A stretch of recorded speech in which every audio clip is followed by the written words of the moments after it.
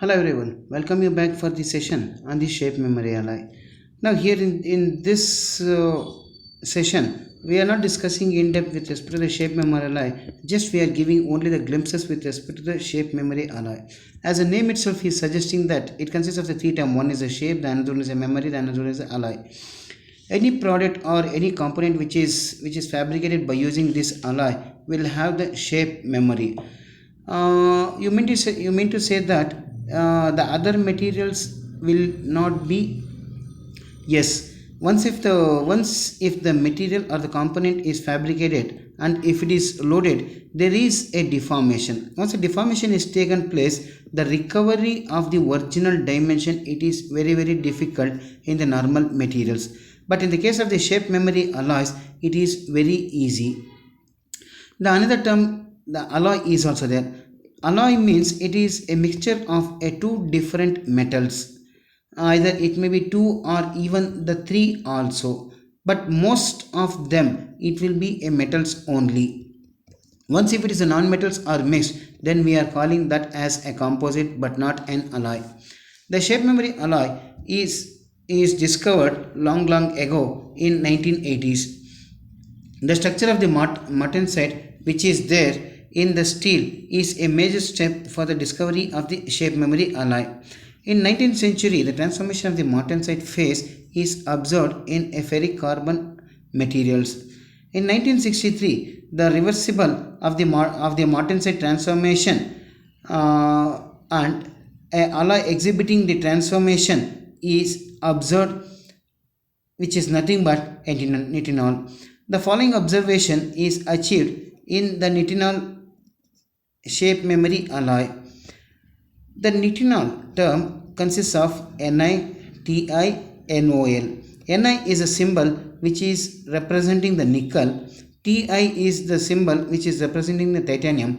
NOL is representing as the Naval Ordnance Laboratory. The term shape memory effect were given to the associated shape recovery behavior. The shape memory alloy refers to a group of material which is having ability to return to a predetermined shape when it is heated. The shape memory effect are caused by the temperature dependent crystal structure. Here in this slide there are two graphs are there. One is the graph with respect to the stress strain diagram. In this stress strain diagram which shows the SMA curve. The one is SMA curve, the another one is a ductile material where the loading is taking place. In the case of the stress strain curve, there are two what we can say the linear portion where the Young's modulus it can be found out. It means that for the shape memory alloys will have a two different Young's modulus, and two Young's modulus will be there in the case of the shape memory alloy. But in the normal materials, the only one shape memory in the normal metals, only one Young's modulus will be there. The second graph representing the what we can say the material where even this is also a stress strain behavior. This portion is nothing but something like a loading curve, and if the material is unloaded, this much of the strain it has been retained in the material. But in the case of the shape memory alloy, once if it starts loading it and if it is unloaded, again even in the reverse path also it will comes and meet at the same particular position where the strain is retained in the material is very minimum. Now even in this slide also it consists of the two graphs. One is the graph which is giving a data with respect to the stress strain curve. The another one is a graph which is giving the data with respect to the damping with respect to the temperature. Now in this graph where there are three sub parts are there. The first one is which is at the back. This one is a loading curve with respect to the shape memory alloy. Once if it is unloaded, again it will comes back to the x-axis, which is nothing but a strain. This much of strain it will be retained. Once if the material starts heating, automatically the strain recovery is taking place and it is converting into austenite and it will moves back. This is the path normally what it is followed in the case of the shape memory alloy. this the second graph is the normal graph, which is in the case of the elastomers. Then the another, this is the graph normally which is there in the case of the stress strain normal stress strain curve. Now here if you look into in this graph, which explains a damping behavior with respect to the material as the temperature varies. As the temperature starts increasing, it martensite starch is converting into austenite finish, and when it is 100% damping, it is converting from martensite finish to austenite start. Then in the case of the loading, the martensite start, it will convert into martensite finish, and then martensite finish to austenite start and austenite finish, and again it comes back to the martensite start where the damping is 0.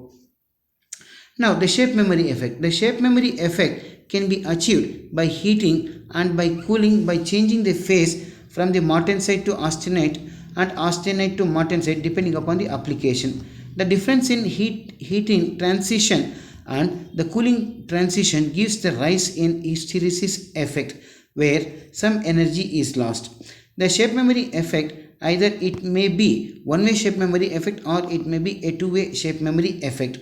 A one-way shape memory effect is the effect where the shape memory alloy is in cooled state below the austenite start, and the material will be bent and stretched, deformed to any shape which it holds the shape until heating and transition of the temperature.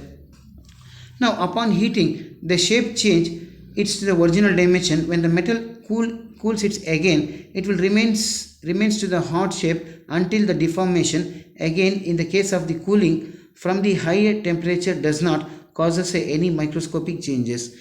The first phase is nothing but the martensite phase, and here in this case the reversible deformation is taking place. Once if the material is deformed, again if it is heated means then the normal dimension we are obtaining it, and then again if we are cooling it, the same dimension it can be retained. See, in between the variation with respect to the deformed to a normal, this process is called as the one-way shape memory alloy, which is there in the case of the shape memory alloys. Now the two-way shape memory effect. It is this effect that the material remains two shapes, one at high temperature and another at low temperature. These metals shows the shape memory effect both in heating and as well as cooling path. The metals can be drained to leave some reminder of deformed low temperature condition. In high temperature, in the phase above some certain temperature, the metal loses the two-way effect. The A is nothing but the martensite phase. Then here in this case, this which is nothing but a severe deformed phase, and in this the heat, once if it is heating means this is a phase what it has been recovered, and then this is the cold state. This is nothing but put together is nothing but a two-way shape memory effect. The shape memory it is varied between the minimum temperature and as well as the maximum temperature. It means that where the variation is taking place from a minimum to a maximum at room temperature and also at high temperature.